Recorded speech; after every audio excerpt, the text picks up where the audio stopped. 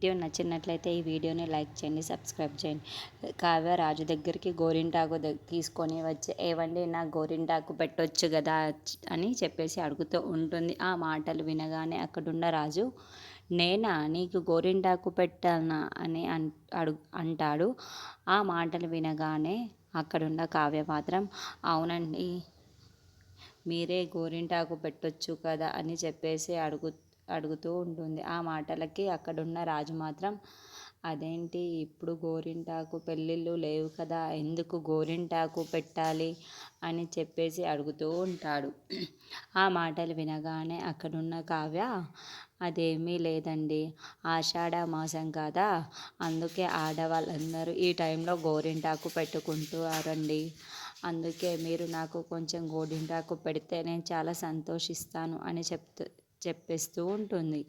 ఆ మాటలు వినగానే అక్కడున్న రాజు, ఓహో అలానా, సరే మరి ప్లీజ్ అండి, ప్లీజ్ నాకు గోరింటాకు పెట్టండి, మీరు పెట్టండి అని అడుగుతూ ఉంటుంది.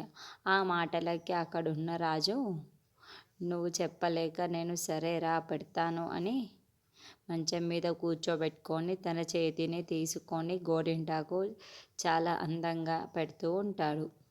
అది చూసిన కావ్య, ఈయన బాగానే పెడుతున్నాడు కదా అని అనుకుంటూ ఉంటుంది. అలా రాజు తన చేతిలో గోరింటాకు పెడుతూ ఉంటాడు. అక్కడున్న కావ్య రాజును అలానే చూస్తూ ఉండిపోతుంది. ఈయనకి నా మీద ప్రేమ ఉంది, కానీ బయటపడరు, ఎప్పుడు బయటపడరు ఎందుకో ఏమో అని చెప్పేసి తనలో తాను తరచు అనుకుంటూ చూస్తూ ఉంటుంది.